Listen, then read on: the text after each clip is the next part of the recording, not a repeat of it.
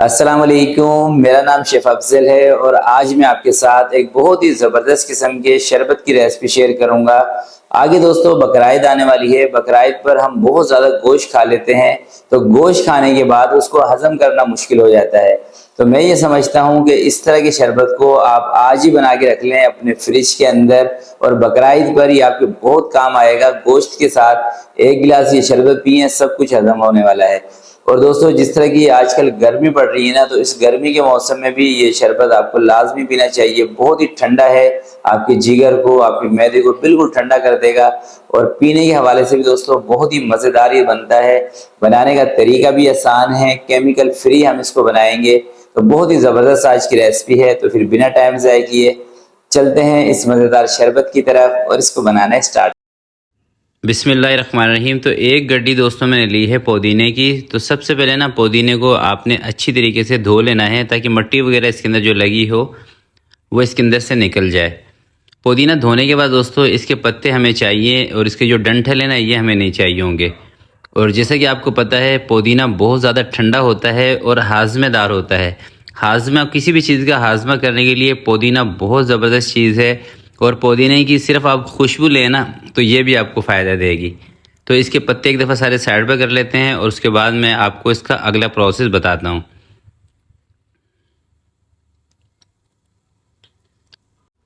पत्ते अलग करने के बाद दोस्तों एक जूसर का जग रखेंगे और ये सारे पत्ते उठा के इसके अंदर डाल देते हैं और एक गिलास इसके अंदर पानी ऐड करके इसको अच्छी तरह से ग्राइंड कर लेंगे।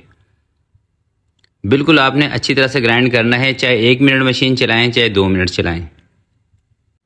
बस आपने दोस्तों इसको इस तरह का बना लेना है कि इसको हमें ना छानना ना पड़े, किसी भी छन्नी से या कपड़े से छानने की ज़रूरत पेश ना आए। तो ये 2 चम्मच देखें मैंने इमली ली है। इमली भी बहुत ज़्यादा ठंडी होती है तो इमली का इस्तेमाल भी करेंगे हम इस रेसिपी के अंदर। तो इमली को पानी के अंदर भिगो के मैं रख देता हूँ साइड पे। जब तक हम दूसरी चीज़ें इसकी सेट करेंगे तब तक इमली सेट हो जाएगी। इमली का सिर्फ हमें पल्प चाहिए होगा, गुठलियाँ नहीं चाहिए। तो एक कढ़ाई दोस्तों मैंने रख दी है चूल्हे के ऊपर। 4 कप इसके अंदर मैं चीनी शामिल कर रहा हूँ, जो कि वज़न के हिसाब से तकरीबन 800 से लेके 900 ग्राम के दरमियान है। अगर आप वेट के हिसाब से ले रहे हैं तो 1 किलो से थोड़ी सी कम आप चीनी ले लें, या 1 किलो भी लें तो भी सेट है, ठीक है। तो 2 कप इसके अंदर मैं पानी शामिल कर रहा हूँ। कप के हिसाब से दोस्तों मैं इसलिए काम कर रहा हूँ ताकि आपको समझने में आसानी रहे। तो जब तक चीनी के अंदर उबाल नहीं आता तब तक आपने इसके अंदर चम्मच चलाना है ताकि चीनी नीचे बैठे ना, लगे ना नीचे।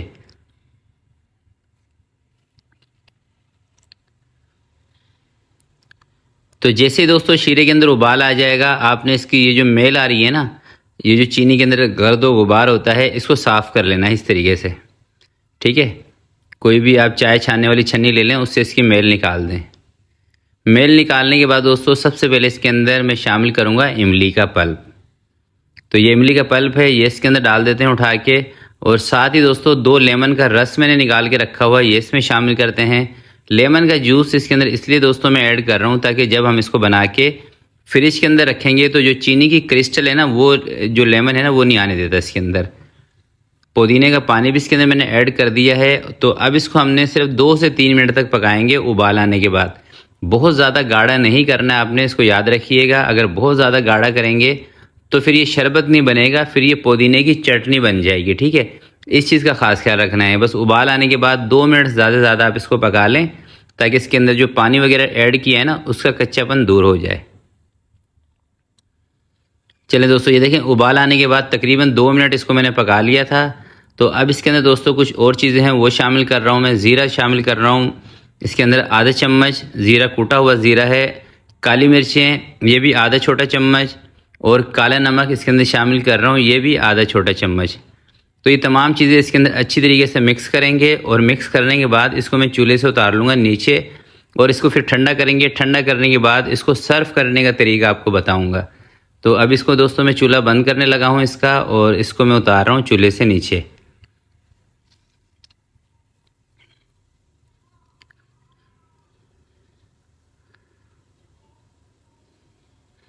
तो ये देखें दोस्तों, शरबत जो है हमारा ठंडा हो गया है। और ठंडा होने के बाद ये इस कंडीशन में, ठीक है। अगर आपसे गाढ़ा हो जाता है ये शरबत ज़्यादा तो आपने परेशान नहीं होना, थोड़ा सा पानी गर्म कर लेना है, एक उबाल पानी को दिलाना है, तो वो उठा के इसके अंदर थोड़ा सा मिक्स कर लेना है। अगर गाढ़ा हो तब, अगर इस तरह की कंडीशन में हो फिर ठीक है। तो अब इसको सर्व करते हैं। कुछ गिलास मैं बना रहा हूँ, 2 से 3 गिलास बनाऊंगा। सबसे पहले बर्फ़ शामिल करेंगे। इसको बनाने का तरीका भी आपको बता देता हूँ।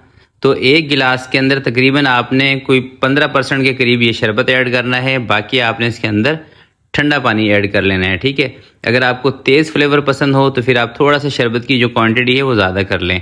हल्का हल्का सा इसके अंदर काला नमक शामिल करें, और वाइट सोडे के साथ दोस्तों आपको बनाना है तो भी ज़्यादा बेहतर है। अगर पानी के साथ ही आप बना रहे हैं, नॉर्मल पानी के साथ, तब भी बेहतर है। अगर आपको इसका बहुत ज़्यादा फास्ट रिज़ल्ट चाहिए तो फिर आप इसको वाइट सोडे के साथ बनाएंगे, ज़्यादा अच्छा रिज़ल्ट आपको मिलेगा। मैंने पानी के साथ इसको बनाया है, तो ये देखें बनता दोस्तों बहुत ही मज़ेदार है ये शरबत।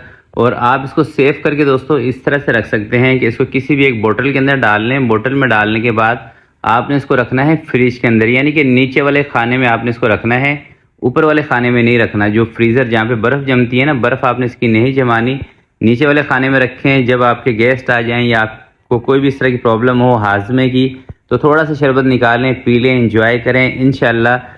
गर्मी अगर आपको लग रही है तो दोस्तों ये इतना ज़बरदस्त शरबत है कि आपके जिस्म के अंदर एसी चला देगा। इतना ज़बरदस्त शरबत है, आपको यूँ लगेगा कि आपके जिस्म के अंदर एसी चल गया है या कोई कूलर ऑन हो गया है, इतना ज़बरदस्त शरबत है। तो एक मरतबा ये रेसिपी ज़रूर ट्राई कीजिएगा। तो आज की वीडियो के लिए दोस्तों इतना ही। आपसे मिलते हैं किसी नेक्स्ट वीडियो में। तब तक के लिए अपना बहुत सारा ख्याल रखिएगा, अपने वालिदैन का ख्याल रखिएगा। अल्लाह हाफिज़।